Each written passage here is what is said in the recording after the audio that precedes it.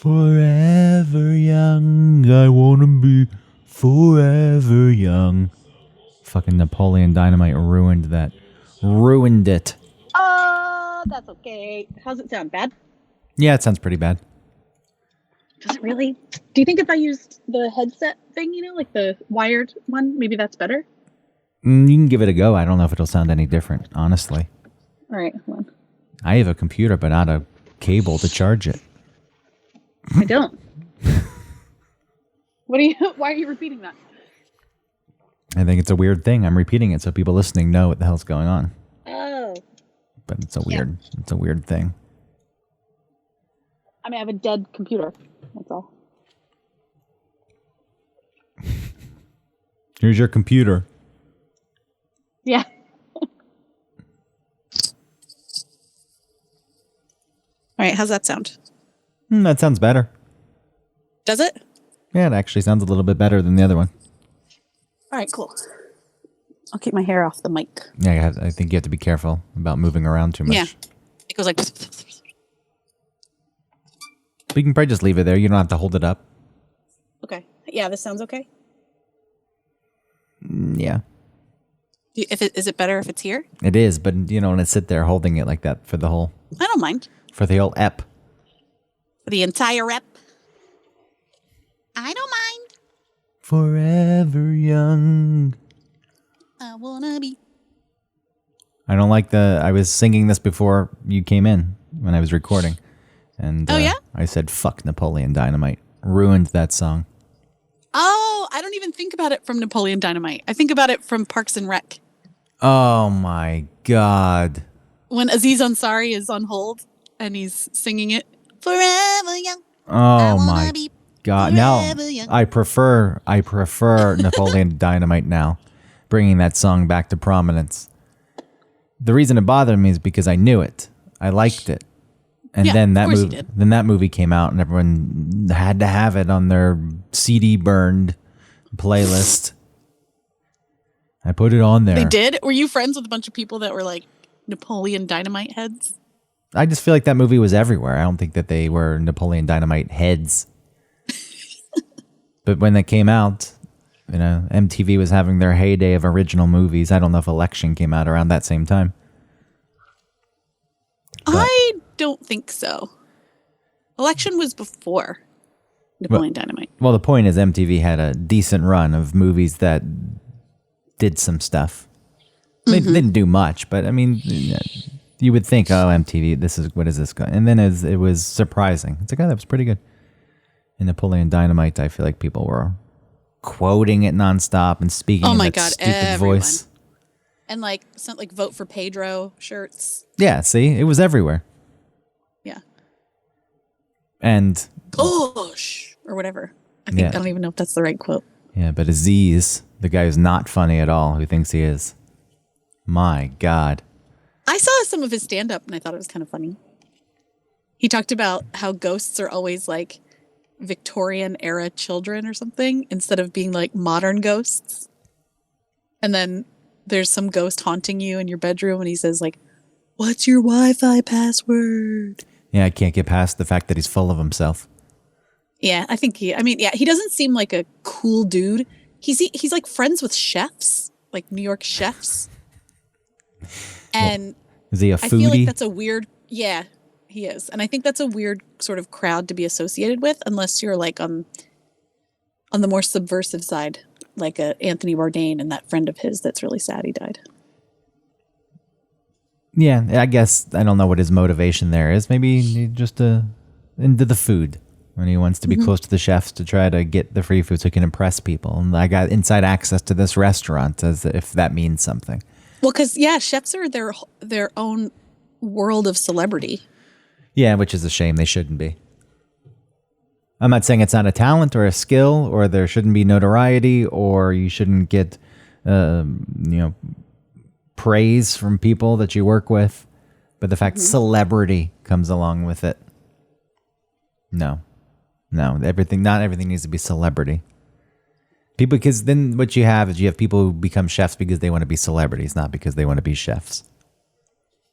Well, I think that is weeded out pretty quickly. I mean, that's like saying I started, I want to be in the NFL so I can be famous. It's like, well, good luck because you ain't going to make it in the NFL.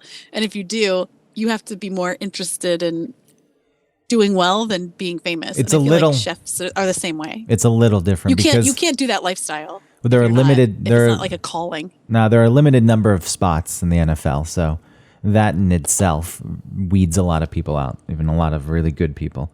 And there is something, I'm not saying practice doesn't get you places. You can certainly become better at a sport, but I think a lot of it is natural ability. Whereas cooking, I'm not saying that there's not natural ability, but I think there's a wider range for you to learn the skill. So if you wanted to dedicate yourself to it, you could also become pretty good and then become a celebrity chef. Oh, I think the skill part is different than the lifestyle part. The lifestyle that you have to dedicate yourself to as a chef is insane. The hours, the schedule itself, No, so you're saying people give it's, up. It's nuts. Yeah, I mean, maybe more so these days since there are easier ways to become a celebrity just by doing nothing. So maybe you're Yeah. right in the sense that people don't want to put in the work. Like, well, I can just sit around and post some Instagram pictures. Of the food that I'm practicing, that Yeah. I'm getting better at. Yeah, not everyone can be a famous online presence like me with my new Reddit account. Got 18,000 Reddit account. 18,000 upvotes on a comment. Really into it. I'm bored with it already. I The really, human brain gets used to things very quickly. it's very boring. I don't know how, I my Reddit account, my real one, I used to have a throwaway that I would post here and there, but the real one that I created is only 43 days old, and I'm tired of it already. Wow. But I got I got the big response, and then someone had posted a picture yesterday with some octopus eggs. They were lifting something up, and there were some octopus eggs, and it said "mothers" down below guarding the eggs. And when the way it was phrased, it made me think of an actual, like the guy's mother was down there. And so I just made a comment referring to that, and that did pretty well. And then I made a specific scenario about mother sitting down there crocheting and playing Sudoku. And Okay. then someone took a screenshot and posted me on Oddly Specific. Oh, nice. I'm famous. Cross-referenced. It's funny. You were talking. You saw something about octopus eggs because just the other day. I wonder when this happened because just the other day I was like, "How are octopus babies born? Are they born live? Are there eggs? What do they look like when they're born? Do they like change? So it's funny. That's like that. That's the magnet, the entanglement stuff again. Yeah, it's a connection to the universe. I talked about Yeah. the guy that, people know Alan, who listened to the Von Hessler Doctrine, who used to run the board for the show. And I was talking to one of my friends the other day about him because he also knew Alan. And I hadn't talked to Alan in almost a year. And as I'm talking about him, as I'm mentioning his name to my friend, he texts me. It's amazing. It's a strange, interconnected universe. Who knows? It really is. Because who knows? That's really what it is. It's so unimaginable that who knows? Unless I saw this thing today where like what's out what we see as far as like the electromagnetic field is only the visual, obviously. And then within that visual, we're still only seeing a small percentage of that because it's just whatever our eyes can, figure out or see or whatever. But so when we try and explore the universe, we're like blind. it's a simulation. Only one of us is real. Yeah. Who is it? I think it's me. That's why that's what you would say if it's real for me and you're trying to throw me off so I don't get it. But I knew that you would say that. And so I didn't say what you think I would have said. That's the thing. There's no way to prove. There's no way to prove that you're an actual separate entity capable of thinking and making decisions and not acting within the rules of a simulation. I cannot prove that you are an actual human, just as you cannot prove that to me. Yeah. I mean, people have those little theories about being in a what's it called? A Truman Show world. Yeah, but see, this is the celebrity shit. This is where They're in the Truman world, but then it's a show. It can't just be a thing that's happening, but there's an audience. I'm in my own little movie. Oh, no. I don't think that they were in this case, I don't think they were referencing an audience, but they were saying that it was like a simulation.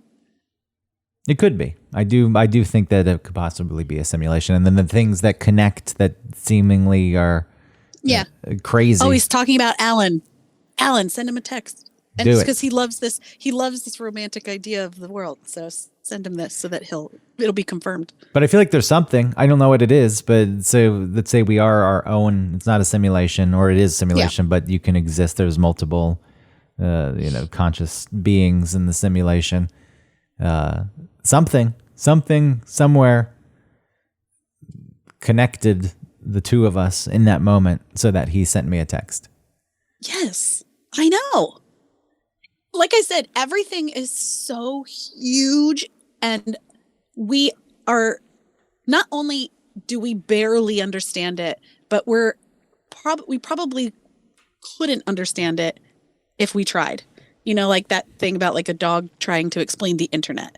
Like that's where we are as far as, understanding everything. So why wouldn't that be an option? That there is some sort of like,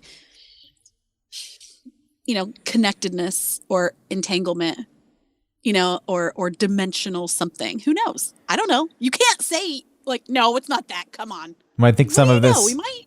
some of this will come up in the actual episode if we're talking about memory today. Uh-huh. That's what we're doing, right? Okay, so we can get into it. Forever young. Do you really want to live forever? Forever.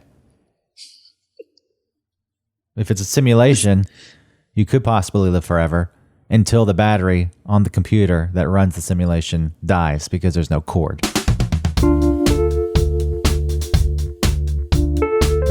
Welcome to... Oh, hold on.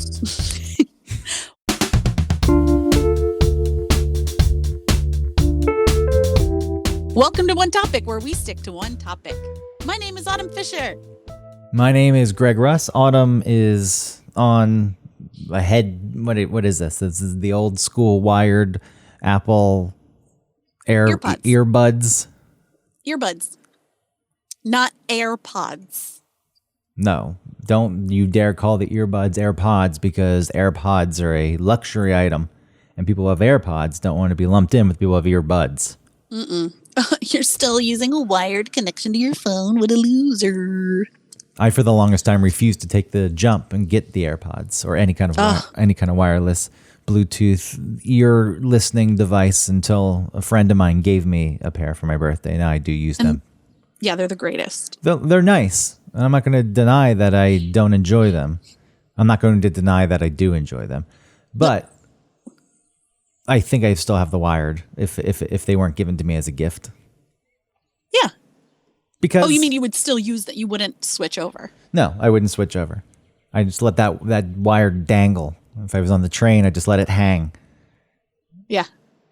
And I don't know what the resistance was. I feel as though it was because it became a status symbol of some sort.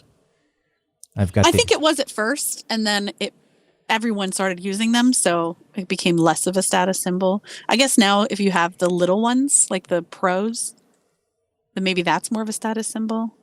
Yeah, when the pores have something, then you know. Status is dead. Yeah. The pores have Louis Vuitton. Vuitton. Coach. People don't like... Kate Spade. People, they don't like when I do that. It's just making fun. It's deconstructing the fact that these things don't mean anything. Mm-hmm. Sure, the quality's a bit better, but is it the price Absolutely not. in line with the better build? No, it's not. So people are paying for the name. So when you just change the name, it's like, what? It's like, yeah, exactly. That's Louis Vuitton. You can't change Birkin. I don't think you can change its name. Oh, that's if you're going to make a designer brand, that should be one of the things you guard against. Can the name be changed? Yeah. Bursts. If you make is it Burkin? I'm trying to look. Birkin. Birkin. Beerkin. Birkin. You'll have the Birkin bag. It is $120,000. Beer can. That's what I would call it. The beer can. Okay, good. Good job. Oh, how about Louboutins? I don't know what those are. Those are the red bottom shoes that cost like $600 for one of the shoes. It's like $1,200 shoes. I have zero clue what those are. I've never heard of those in my life. Red bottoms? I've never heard. What are they called again? Louboutins. So not to You be... remember that Cardi B song? She's like, these is red bottoms. These is bloody shoes. Oh, here they are. I'm looking. That's their signature style, huh? I got the red bottom. So a lot of people will like get some dupes, and like paint the bottom red so that it looks like they've got Louboutins on. Good. That's what I would do. I'd spray paint it. I'd make sure it was the worst paint job in the world. It's like when I used to wear Abercrombie and Fitch shirts, and there was just a white T-shirt, and then I would draw on it with a Sharpie, Abercrombie. I feel like that's something they would sell. At some point, I'd stop paying attention. But in high school, for whatever reason, Abercrombie was it. It really was. I remember going to Abercrombie with my dad and trying on the jeans. And, it was the hellscape of the mid 90s where every jean was that super low rise that no girl really looked good in unless you were a very specific shape. And I found some jeans that were decent and they were like $50 or something. And my dad was not interested in paying that much for jeans. Yeah, which now you think about it, $50 really isn't that much for jeans. No, I would still really make sure I loved them before I bought them because I'm still at Old Navy, looking for like $30 jeans. Yeah, for whatever reason, I won't wear the Old Navy jeans. They suck. Old Navy T-shirts nonstop. I've got a closet full of probably 70. I have 70 T-shirts and 100 socks. Well, the T-shirts are good. I just like solid tees. Sometimes I'll go with a stripe, but nothing with graphic. And 60 pairs of pants, and I wear two. Well, that's the thing with pants is I don't have 60 pair. I probably have 10, maybe 12. I bet you have more than 12. But I go one level up from Old Navy. I'll wear Gap. I'll wear Gap jeans. How are they real? Do you think they're really different? No, I don't think they're any different. They're both made in like Indonesia or wherever the fuck they're made. They add an extra stitch onto one. Look, it's better made. It's it's quality of Louis Vuitton. Ooh, how about the beer can? No, not quite the beer can. The thing with Old Navy jeans, I feel like they're probably the same quality as Gap, but the consistency is not there. I can get a pair of Old Navy jeans at a size 8 that fit me well, and then I'm barely squeezing into a size 10 of the same pair of jeans. Like if you're looking at jeans there, you have to like go all around the orbit of what size you think you are because you never know. It just depends on that jean. They'll have their own little quirk. That's interesting, but I feel like women's jeans in general are all over the place. Yes, when you're buying the same brand, you would expect there to be consistency. Yeah. I've been like a size 8 and I've picked up a size 6 just because it was there and I couldn't find my size and I would fit into it. And then I would have another size 6 that I couldn't button. Do you know what I mean? Like it was, it's so stupid. So that's why I don't know, Old Navy's annoying. Old Navy, I remember. Well, we can set this up. And today's topic is memory. Is it memory? We're not. Yeah, because I don't want to talk about memories. No, even though that's like what we're doing. Thing. That's what we're doing right now. Memories would just be like, remember when Old Navy first came on the scene and they had that Adirondack jacket that folded up into its own front pouch? I don't remember that.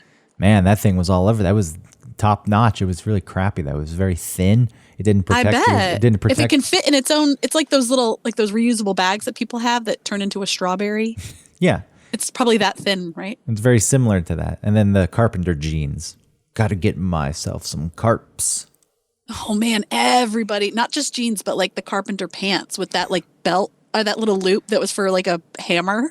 Yeah, yeah. That's right. And everybody looked so chunky in them. That was the style. Then was you had to carry your hammer around, and then Yeah. your braided belt. Oof. And the little metal piece that hangs, that's like attached to the end of the braided belt that you leave long and you hang down. Yeah. That's like a little bit of like a penis or something. Yeah, it hangs down in between your legs. Women will be reminded of dicks. Apparently, shoelace belts are back in style. What are shoelace belts? Where you just take a shoelace, an actual shoelace, and you tie it around your waist. You put it through the loops. What? Like a country farmer to hold up his pants? Like a rope? This was a thing that people did, especially in the 80s. And then at some point, I don't remember that. at some point, I don't remember that. somebody said it was tied to the skater movement, but I don't remember it being part of that. No, skaters didn't do that. No, I don't remember that either, but that was something that It wasn't about a belt with skaters. It was about the shoes airwalks. and the pants. Yeah, airwalks and the pants. What were the And pants? if you were a skater girl, then you wore big pants and like a tiny shirt. It was tight. That was my look. Oh boy, what a time. Anyway, Yeah. memory. I not- remember that time. Not memories. This isn't a trip down memory lane. You just wanted to talk about memory in general. Yeah, because I think it's interesting how one person's experience of something can differ so much from another's, even though you may have experienced it at the same time. I think it's interesting that it's hard. Like, I wanted to see your perspective on growing up and specific memories from when you were a kid, because you know how like people will say if you have trauma, then sometimes you don't remember your childhood, and I mean, I remember my childhood, but I don't feel like I don't know how much I remember. Well, in general, it's hard for me to talk to this because I remember very specific things about all times of my life. I can recall details to events or shared experiences, and people say, whoa, how do you remember this? I can remember things that were said, things that were eaten, clothes that were worn, for whatever reason. And when other people have an inability to do that, it makes me wonder. It's like, what are you remembering? Well, that's me. I don't have that type of memory. My friend Anna is the same way as you. Like, she'll remember dates and specific things. And I had to ask her specific questions about my past so that I would know like a date that something happened. Like when I'm filling out, I don't know, like a form or something, and it asks you like, who's your employer, the month and the year of how long you've been an employee. I have barely an idea of when that was. Well, some of that for me can be tied to my obsession with the passage of time, an OCD perspective on the world. And I've got constant markers laid everywhere. So something like that, because it's always on top of mind. I can tell you when I started specific jobs or how long I was at a job or how long I lived somewhere, how long I had a relationship. These things don't go too, they don't disappear too much. They're there, easy access in my brain. And when someone like you has an inability to do it, maybe I'm wrong in attaching meaning to it, because surely a lot of this is not meaningful. But when I talk about these things, they're big events. They're important events in my life quite often. And so to be able to recall them makes sense. It's like, yeah, of course I can tell you what was happening because that meant something to me. And when people don't do that, that's when I question, like, what do you take from anything? What's the point of having experiences? Because experiences are fleeting. They're in the moment, then they're gone. And if you have no memory of them, or, a memory stirs the feelings, I think quite often, what are memories? You can remember information, and that's more logical. But when we're talking It's more about, like data. yeah, and Yeah. people have trivia locked away in their brain, and that's a totally different type of memory, and I feel as though I'm pretty good at that also. My lack of trivial knowledge is just sometimes I didn't expose myself to like pop culture, for example, or some other things. I shielded myself from it because I was tired of people saying, this is so great, or you would really like that. Who you to tell me I would like this? You're probably right. But then if there's any correlation, if I say something and people say, you got it from that, it's like, nope, I didn't see it. So that was my way to protect myself from that. Pretty stupid.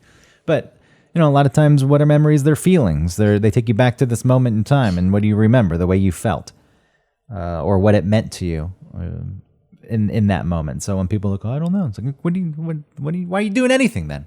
Why are you doing anything if you can't think back on it and pull something out of it that takes you, that stirs a feeling?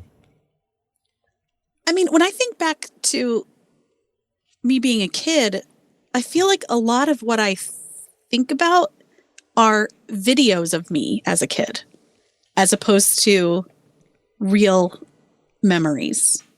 Like I would have to really sit and really think about what is a memory that I have that isn't something I've seen before or talked about with my parents before, or a story that has been told about me. I'm trying to let you think of something. That's right. And as far as data is concerned, like I barely have any of that. I feel like I've gotten better about that since my awakening. I think that before maybe I was busy, like my brain was busy doing other things instead of, being more, I always say like my feet are on the ground now, I feel. And so I think that I'm better about data, like dates and times and things. But I mean, I'll think back to a time like, when did that happen? It was warm outside, or it was cold. I was wearing a jacket.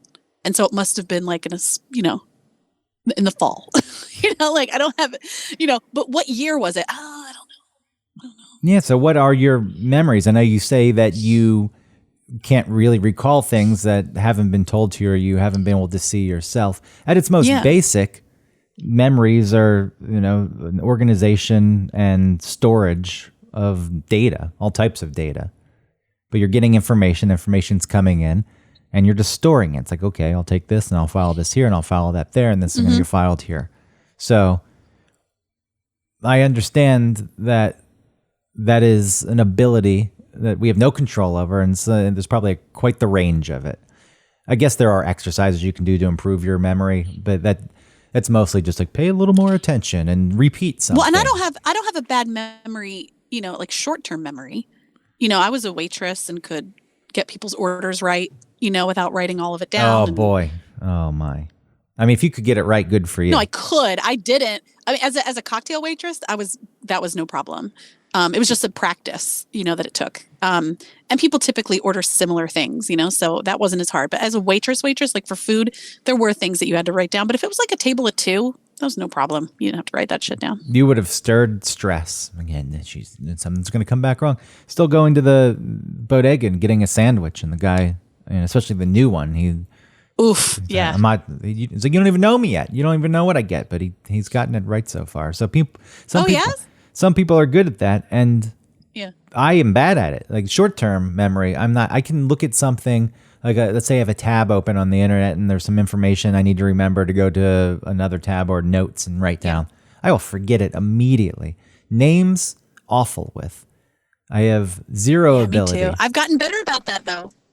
Because what I was doing with names, I think before, I thought I was just someone who wasn't good at learning names, and just was like chalking that up to like, that's just me. I can't do anything about it. But now I think that what was happening before was like, here I am, a person meeting someone for the first time. Remember their name, instead of being in the real moment and like experiencing them telling me their name and me taking that in. Yeah, and I think that's something that you can improve on.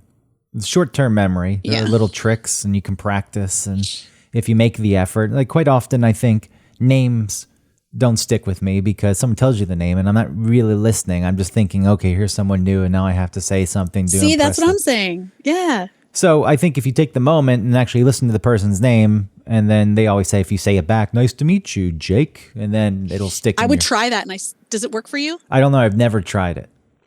Oh, I've tried it. It doesn't work. Or have you? I've heard the thing where you picture their name, and then you do something silly to it, like you cover it in like glue and throw confetti on it and then blow it up. I don't have time So for like that. you'll remember. It was time for these things. What are you doing with Well, your... it's just a practice, you know. Yeah, I know. It's like, what are you doing? Why did you go? Where did you go? You kind of zoned out. Your eyes went blank. Oh, I was taking the person's name and covering it in glue and throwing confetti on it in my mind's eye. It's like, I don't have time for that. But I feel as though short-term memory is something I could practice and maybe get better at. The game of memory, I was never that good at. When you would flip the cards over. Oh yeah. When you had to match. Oh, here it is. There's that. I for whatever reason. 2 bananas. Yeah, in the moment, I feel as though maybe I'm taking in too much or I'm thinking too much and I'm just too distracted. Also, those things seem trivial to me, so I don't dedicate the when we talk about this, there's a big difference between long-term and short-term memory. And even if I didn't feel as though it was trivial, I was like, this is important. It doesn't necessarily mean it'll be filed away forever. But I think because there's a distinction I've drawn, it's like, who cares? This is a fleeting moment. And the energy goes into, it's not even energy. See, it's maybe pointless to try to figure out how and why I store memories and keep memories the way I do. The fact is that I do. And I guess I think you hit on it before. You said that you think it's because you need to mark the passage of time so that you can feel in control of it, probably. Well, that's not quite that. I don't think it's only that. I do. I guess I'm somewhat serious in the way I approach life, even if I joke around and don't think things matter that much, because I think big picture, nothing matters. It's all kind of ridiculous, and it is one big joke. But within that, it's like, okay, but things can have meaning, and there are moments in life that do shape who you are and do impact things, or things that are just enjoyable. And that was a nice time, and that was something that meant something to me. And I've always been, that's sentimental. I guess you can tie that to my need for being sentimental. But I tried. I think romantic more than, sentimental, but I think romantic. Yeah, that is surely a part of it, which people find to be shocking, I guess, for whatever reason. Well, because you are cynical, but also romantic, which doesn't seem to be in the same human, Well, the two can surely coexist. The reason I'm cynical is maybe because other people aren't romantic. They claim they are. They're romantic in the most generic fucking ways possible. And I saw this on TV. I will do this now because a commercial told me to do this. It's like, yeah, that's why I'm cynical. Well, I agree with you, but that's also judgmental. Yeah, fine. So be it. But just to explain how the two can exist. But yeah. Fine, romantic. And I'm looking at life through that lens, and I'm wanting to have these moments. And I'm not trying to force them or seek them out. So when they do pop up, I will take note of them, and then they get stored in my brain. Yeah. They get locked away. And maybe you become like hyper aware. Because you remember specifics about it that don't really have meaning. Like what? Well, like you said, like what someone was eating or what they were wearing. That's all part of it. That's all part of the thing. To be whisked back to that moment, I think those are important details to keep in mind. You reconstruct the moment in your brain. I paused because of this siren. I don't know if you can hear this. I can, just a little bit. Yeah, just come on, let the thing through. I know what it is. Do you live near another fire station? No, that's probably, who knows what that one is, but I know it's a busy street and the car, the police car, whatever the hell it is, can't get through.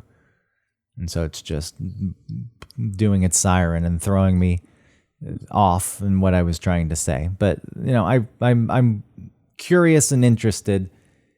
If you don't have these kind of memories, like, what do you think about? Like, that's not even the right question. Not what you think about, but when you view your past, what is there? What's filling that space in your brain? I mean, I can remember little glimpses of things from my childhood. But as far as like Does what it do you mean mean? anything to you? Do you see glimpses, but does it mean anything? Do you feel anything? No, it's just like little snapshots. I mean, there were times I remember some things that were sad moments, or like moments when I was in trouble. I feel like most of them are ones when I was in trouble. Because you hate being in trouble. You can't. There's a Well, it's not about being in trouble. It's about someone being mad at me. Yes, but that's when you're in trouble. Someone's usually angry with you. Yeah. I mean, we can get back to that specifically. I think overall, some of the earliest memories I have are things that were not all terrible, but maybe a bit frightening. I remember my dad had an electric typewriter, and I pulled the socket or the plug out of the socket a bit, but it was still plugged in, and I dropped a coin in there for whatever reason.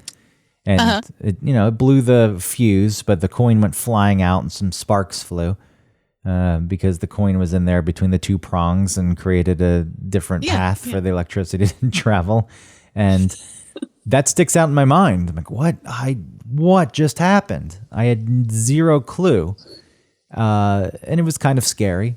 I was also left alone, and I remember going to find my parents, and it didn't mean anything to me at the time, but they were in the shower together. So they had left me alone. Probably thinking too, it's like, it'll be fine, but just for a few minutes, it'll be fine. Oh no. They can't even try and get it on in the shower without Greg trying to electrocute himself. He likes that typewriter. Just give him the typewriter. Let him smash away at the keys. But outside of that, I remember burning my hand on the stove. I remember when my mom said fire to the kitchen. I remember choking. I remember being stung by a bee. It's not to say that there aren't good memories, but I think those are the easiest memories to start to form and the things that stick. Yeah, I guess so. In your mind, because I get there are lessons attached to them of some sort and things you carry with you. It's like, okay, don't touch the stove again. So maybe that's why they get implanted. Right, because that's a survival. But I also, at the same time, I think about going to the golf course and sledding in the snow when we lived in Newburgh, New York, and like a nice memory with my dad. So they're nice things too. I remember, for whatever reason, the squishy toilet seat at the rich people's house behind the house we lived in. These were our landlords when I was a kid at that house in New York, and they lived in this mansion that was kind of set off behind our small house. And going there, they had one of those squishy toilet seats, and that I remember clear as day. I remember it was pink in color, and I was poking it. I was like, "What?" I was gonna guess that it was pink or like a light green. That like light green that things were back then. Yeah. So I have moments like that. I mean, I think it's just more like I just don't think about them very often. But if I sit and really try to like relax and open up my mind, I mean, you're triggering things. Like I remember also I played with my nightlight, and I don't remember the rest of it because my parents told this part of the story. I don't remember, but I do remember playing with that nightlight, and I put my finger in there and it zapped me. And my parents came up because I was crying, and they were like, "What happened?" When I was like, because I got electrocuted. But yeah, a lot of my the first things that come up are like, my dad trying to light a fire and cussing because like it wouldn't start. And I was telling him he shouldn't say that. And he was like, then go away, Yes. Or being in trouble from my uncle because I was like leaning on his car and he didn't want me to do that. And he yelled at me for it. Or so you being in trouble, people not being happy with you. I choked myself once. I was at my grandma's house, and her upstairs toilet was clogged and like was flooding or whatever. And I was downstairs playing with, those like exercise things that have the springs in the middle and you like pull them across to like build up your chest or something. Yes. So I was playing with that. I was like putting one, at least that's what I think it was. I was putting one on one doorknob in the hallway, and I was putting the other side on the other side, and I was like wrapping myself up in it, like, cause I was being Princess Leia and, like sexy child play. And I like wrapped it around my neck, and I was choking, and I was upset, and they helped me. They like I think they gave me a brown, like a big sugar cube. My grandmom had like this big chunk of brown sugar that she gave me. And I thought it was awesome. To make you feel, here, hush. Shh, shh, shh, everything's all right. Here's a chunk of Well, because I brown was okay, sugar. but here's like a distraction. No, I know. Yeah. I figured you were okay. If you weren't okay, I don't think they would have just, she's not breathing. Hey, give her brown sugar. Yeah, she'll be fine. That's what my mom used to do. I got kicked by a horse in the head and they gave me brown sugar and it came back too. It's the solution for all. I mean, It's these an old wives' tale. forming these memories makes sense because they're attached to moments that made you feel a certain way. Mostly, strong emotions, fear, and the anxiety and stress. Uncomfortable. Going along with someone being mad at you. So I still, for whatever reason, have a hard time, and I guess with you I always have, what you take away from events in your life, because you have to be in the moment first to realize, okay, when you're choking, I know you're not thinking, this is something I'm going to turn into a memory. And I'm not saying that that's what I as did. a kid too. I mean, I think more of an adult, because as I've gotten older, I think I wasn't, what did you say? You have to be present or you have to be in the moment? I don't think I was. Which it's just very hard for me to grasp how you were existing. I mean, I feel like a lot of times I was almost like watching myself, and saying like, oh, this is, you're doing the thing that people do. You're doing that instead of me and my body experiencing it. And I think is like, I saw a TikTok. I'm sorry. It's always TikTok, but I saw a TikTok where a guy was saying the reason why he went to therapy was because he was a good person, but he wasn't a great person. He said, I'm a great, I have great parents. I'm a great son. I'm a great husband. I'm a great father. I'm a great neighbor. I'm all these things. But I want to be, I'm sorry. He said good. I want to be great. And the therapist said that like, that's all you with other people. What about you for yourself? Like what are, there for him. And I feel like this is me too. Like there wasn't a me at the end of it. Yeah. Because there wasn't the central person, me, and then, offshoots of those relationships. Yeah. You viewing yourself from a different perspective. It sounds like, you're in the audience watching yourself perform. So, right. So, it seems. And so I wasn't really experiencing things like I thought I was. It seems simple enough. It's you were putting on a show. Everything was a show, and that's why you felt that for way. me. Yes. For myself. Well, for other people, you were the one watching it. The real you was watching this person that wasn't you, but looked like you, put on this show. And maybe that's why you never felt connected to these moments, because they weren't actually what you would be doing. So it is interesting. So the memories aren't even. Yeah, go ahead. Well, what are we going to say? Well, it doesn't mean that I didn't experience them, but I just don't think they like stuck, or I don't think I experienced them the way I could now. And you were a jellyfish, just kind of floating, it seems like. And whatever came to you, like, okay. Remember that time that fish got stuck in my tentacles and I ate it? Not really.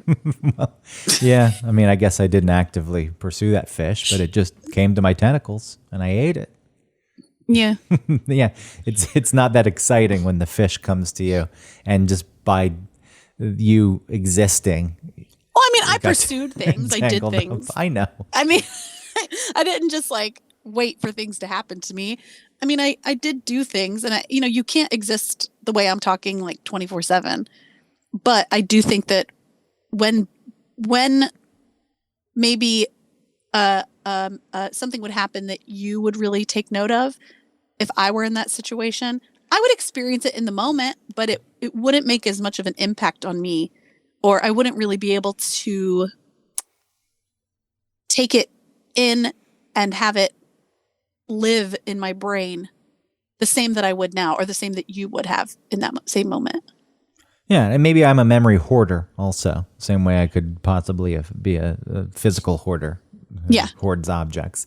I don't. Yeah, because if if you don't hold on to those things, then they'll go away and then they won't have existed. Well, I mean, that's a philosophical question. Do they exist Yeah. if you don't remember them at that point? I mean, who cares if they existed? They don't anymore. It doesn't Right. matter if it happened. If you have no recollection of it, then it may as well not have happened. I do firmly believe that. And, that's one of the things that's a real fear when people grow older and get dementia or Alzheimer's or something where they can't remember things. It's like, okay, you thinking of me in that spot. It's like the life lived. What did it mean? But once you're dead, I guess none of it means anything because you're not there to remember it anymore. And I don't fully believe that. It doesn't mean things. See, it's all very complex. As I said before, the big picture, if you were to ask me, I'd say it means nothing because we don't mean anything because we're on this insignificant planet. Well, it's a significant Right. planet and the fact that it exists and can house life the way it does. But overall, it's like none of it means anything. It doesn't matter. But then you drill down, it's like, yes, it does mean something. We are here to notice things and experience things, which, I mean, if we're tying this into memory, there's this idea, memory isn't stored in any one specific place in your brain. It's non-localized.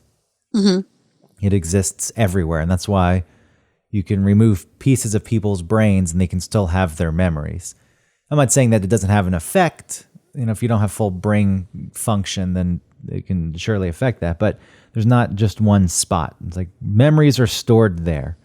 They're scattered about. And there's an idea that the information of memories, which are consolidated by sleep. Sleep is important to consolidate your memories. And you get these weird dreams. That's part of that. Okay. If you don't sleep well, you don't remember as well. But the information stored like the information on a holographic piece of film, which I find to be interesting. That just even holographic film, if you had a piece of holographic film that had an apple on it, and you shot a laser through it to project the apple, and then you broke that film into two pieces, and you shot the laser through part of like the one half that you broke off. You don't get half the apple. You get the full image still. So the full image is the information of that image is stored about in many different places in that piece of holographic film. So you could conceivably break it into a million pieces, and as long as it was big enough to shoot the laser through, you'd still have the full image of the apple. And the idea is that memories are stored similarly. So Well, that makes sense because you can hear something and it will trigger a memory. You can smell something, it will trigger a memory. You can. Yeah. There's also the idea that the universe exists the same way. There's a theory, the holographic theory, that all the information in the universe exists everywhere at once until there is something there to observe it. And then it becomes localized. Is that Schrodinger's cat? Yeah, it is. It's tied to that. All the different outcomes exist. I mean, I'm not going that deep into it. Like everything that can happen, has happened, is happening. This is just strictly information. This is just everything in the universe exists everywhere at once until it's observed. And then, yes, there's an outcome like Schrodinger's cat. And it's like, okay, now you've set it into motion, and now this is the outcome of it. So when I say that we're insignificant, maybe, the fact that we are here to notice these things is the only reason these things exist in the first place, that they wouldn't exist without us. And in that case, I say that, we're pretty important in that process. Yeah. So that's interesting. I don't mean to dismiss things by saying, once you're gone, if you're not there, but you get into this philosophy where what matters and when, and if you can't remember things, does it even matter if they happened in the first place? And I guess, memory to me is encyclopedia. It's a reference point. No one else can actually access my memories, but I like the idea of them being there as this volume that someone could go into and search and be like, oh, look at these things that happened. That's interesting. And I don't think I did it on purpose again, but that's kind of the reason I place the significance I do on the fact that I remember events clearly and have the weird peripheral details to go along with it, because it helps create the whole picture. You're painting the whole picture. You can tell someone something happened. Fine, great. If you paint the picture for them, you can kind of transport them there with you. That's true. Yeah, I wish I could do that more with my memories. And again, though, people process these things differently. Mm-hmm. And I think a lot of it is tied to, I don't want to say emotion, but how much that matters to you. Some people it doesn't matter much, I guess. I'm just curious as to what people find important in life. And for a cynical person, I know the fact that I romanticize all this shit and want to have recollection of it. Because without it, I don't know what the hell's the point. That's ultimately what I am getting at with all this rambling. Is what's the point if you don't have the memories of the thing and you're not enjoying the experience? Yeah, but you still in that moment experienced it, and even if you don't recall it, it still happened to you. That's true, and memories are also modified, which is interesting. I have a friend who hijacks memories and inserts herself into memories, or if she were there in the moment, completely changes what actually happened. And for the longest time, I thought that she was doing it for show, exaggerating for effect. And at some point, I came to realize that no, she actually believes this. How that process plays out, how she gets to that point, I don't know. One of the things that she stole was my friend and I, Christy, in college, we were drinking Wild Turkey, and it was disgusting. And I said, is there a way we can block this taste? And we decided to coat our mouths in peanut butter, thinking, oh, there's peanut butter on our tongue, so therefore we're not going to be able to taste anything. We'll block the taste buds. It doesn't work. I'll tell you that. It doesn't work. And then the Wild Turkey just gets stuck in your mouth. And my friend Courtney has claimed that she was there for that, and she was not. Surely 100% not there. And maybe at first she liked the story and wanted to be, but she really believes it at this point. It's not even her sticking with it, thinking it's funny. I think that she honestly believes that she was there for that. And if she's listening to this, that's really interesting. So, it's powerful. How much can we trust our own memories? That too. Yeah. That's what I was saying in the beginning, that people will experience something together and then questioned about it, and they'll have totally different answers. Or like, there was this woman, I don't mean to bring this up, but she was like being raped, and she was freaking out at first, and then she calmed herself down and like studied him so that she could identify him later. And then she went in to like one of those things, like the lineups, and she was able to spot this person who she thought was the person that did it, but he was innocent. Because later it came out, like through DNA evidence or whatever, that it was actually this other person. But she purposefully tried her best to pay attention to specific details and still got it wrong. Well, it's obviously a very traumatic event. And I don't, what is going on in your brain, because that in itself has thrown you into a panic. And it's hard for me to speak to it. I don't know. Well, that's not the point. I mean, the point is, though, that even when you do try, you're still going to probably get things wrong. Yes, but my point with that is, there's also this horrific thing happening to you. Right. So while you're trying to, in the moment, it's going to have I know what you're saying, and I'm just trying to... I know what you're saying, too. I'm trying to take into account how you're processing things when something like that is happening to you. Or another example, not exactly the same, but like when your parents will show you a picture of something that, with a story attached, that's a memory for them. I think I would do this where I would think that the memory is now mine and that I remember that too, when it probably was just told to me and I don't truly remember it. Can you explain that anymore? I don't.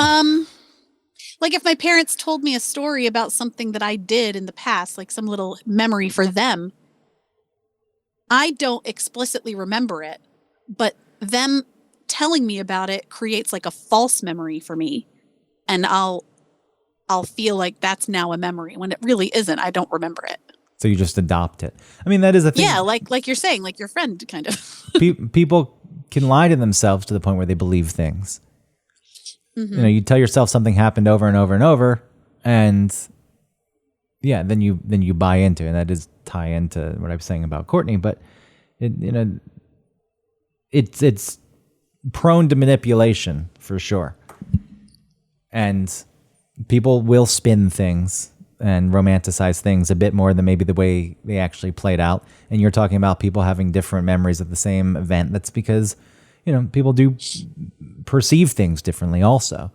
So it all is dependent on you and your personality. Ooh, yeah. Like if someone comes to you and says like, if you were with them when something happened, like some manager was talking to them in like a stern way or whatever, and then they come back and they say like, this person was screaming at me. You're like, wait. Yeah, I think some of that too is maybe they buy into it, but I think some of that is to present themselves as the good person who was the victim, Right. and I didn't deserve any of this. And like, yeah, sometimes you did. But yes, I think as you repeat that story and you tell people that story over and over, and that's a detail that you probably made up or exaggerated at first, you buy into it also, just like the wild turkey. But that's still when you're not even there in the moment. That's the one. Why does she do that? I don't know. That's crazy. Not crazy, like nuts. Like that's really interesting. I don't know, but it's a flawed system, and the whole Mandela effect that people love. Oh man, I love the Mandela effect. They love to play into that and talk about that, and Yeah. I get it. It is strange, and with the people always talk about the Bernstein Bears being the main one, the spelling of Bernstein Bears. Why are you saying it Bernstein? Because that's the improper spelling.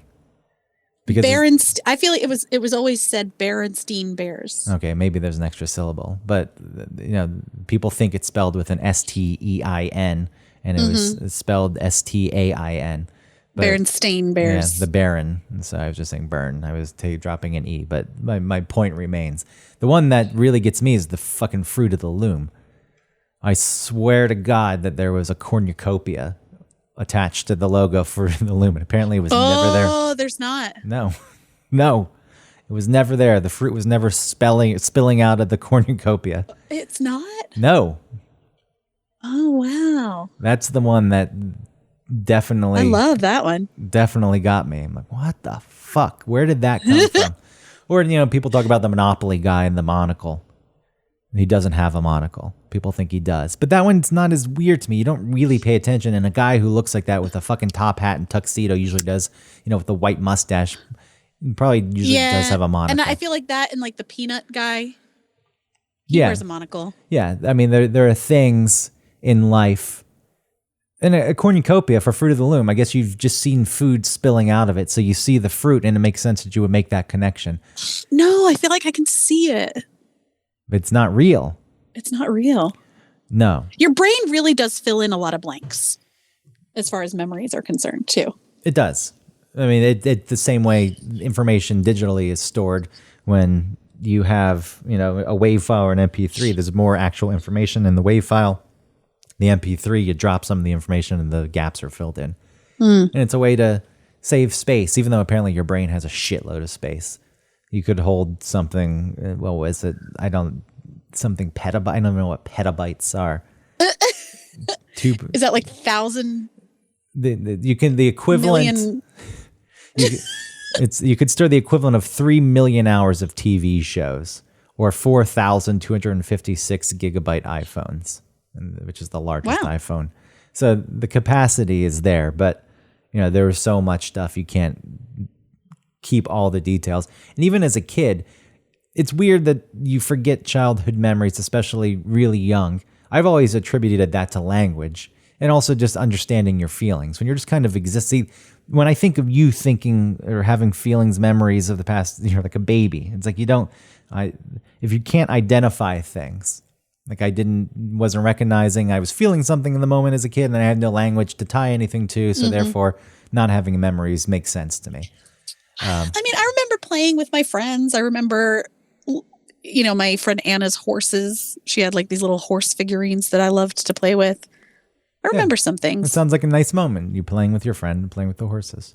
Yeah, we always played horses. She always had horses. It's a nice time of your life. Yeah. But I mean, as a kid, yeah. you apparently start to lose childhood memory. So it starts pretty early. It's not when you get older. So, Well, it makes sense when I know you're saying like you attribute not being able to remember things when you're real little to language. And I'm sure that's part of it. But don't you think it's part of like just brain development? You know what I mean? Like making those connecting neurons communicating all together. Sure. I can't even claim to speak to it confidently, but yeah, I'm sure there's a lot of play. Yeah. And a developing brain that's changing constantly. I bet that's like little kids' brains are not as like wrinkled. You know what I mean? Like they don't have as many like lines in them. I think as you get older, you get more and more. Yeah. I think, right? They're those stupid smooth brained apes buying the AMC stock. Mm-hmm. I'm just a dumb smooth brained ape. I have no wrinkles. I don't know a thing.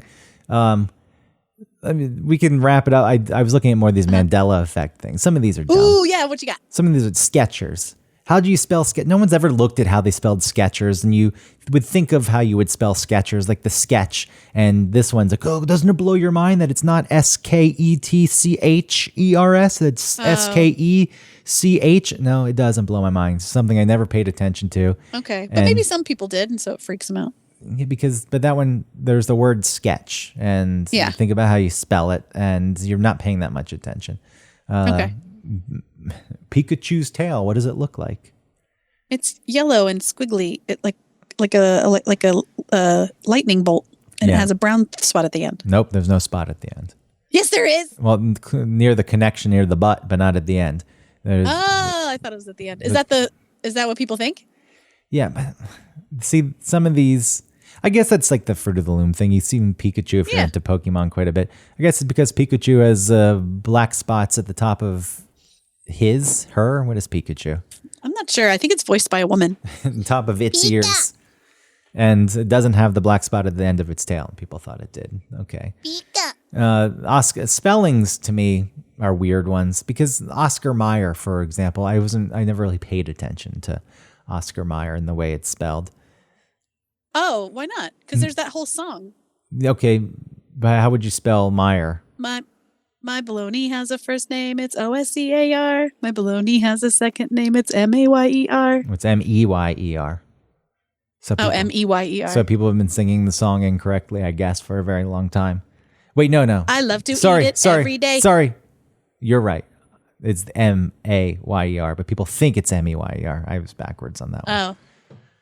Because Oscar Mayer has a way with Bologna. That's the only reason why I know how to spell baloney. Okay, so that one shouldn't be wrong because there is the song attached. Yeah, to it shouldn't be wrong. But I guess a lot of people think that it's Meyer when it's Mayer. But you bring up the good spelling point. is hard though. That's like you said, that's a hard one to. I feel like that's not really a Mandela effect. That's just people not knowing how something's spelled. Exactly, or like Looney Tunes, the cartoon. Uh-huh. People are blown away that it's Tunes. That's weird because you think cartoons, so it should be Toons. But to me, that's not a Mandela. That's just you're applying logic and you're just not really paying attention. And you think these are cartoons, they're Looney Tunes, and then you find out it's Tunes, and then what? Why is it Tunes? It's I don't know. Was there ever a tie to music of some sort? I can't speak to that one as to why. Who wrote that? And then it goes quiet. And then everybody comes back in. You should look up who wrote it. That'll be the next episode. Who wrote the themes for many of our favorites.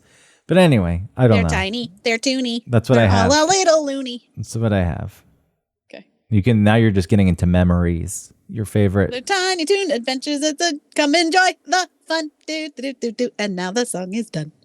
That's fucked up. Is that I have trouble remembering parts of my life, but I can sing every word to the Hey Dude, theme song or, Animaniacs. Well, these were prominent parts of our lives. These were things that DuckTales, we watched. Tailspin. Yeah. Oh yeah. I don't think it's that crazy that you can recite it, but for whatever reason, I know what you're saying is you have an ability to remember this probably more than other people. The actual full lyrics. There's a little town and a little. Oh, it's a little. Oh, now I've already messed it up. Oh God, end it. Oh, I messed it up. All right, thanks everybody. I hope you remember this episode forever. Like and subscribe, rate and review, tell your friends about the show. And please support our sponsor, hoffandpepper.com. You can use our code ONETOPIC15 and get 15% off some really cool hot sauce. It's made in Chattanooga. Oh my God, and it's going everywhere. If you ever see it out in the wild, take a picture and send it to us because I think it's really cool. It's at Whole Foods. It's at Hobby Lobby. Isn't that weird? Yes. Hobby Lobby's like making their own little food area, like a world market or something. Anyway, enjoy, go do that, and that's all. Thanks, guys. Bye.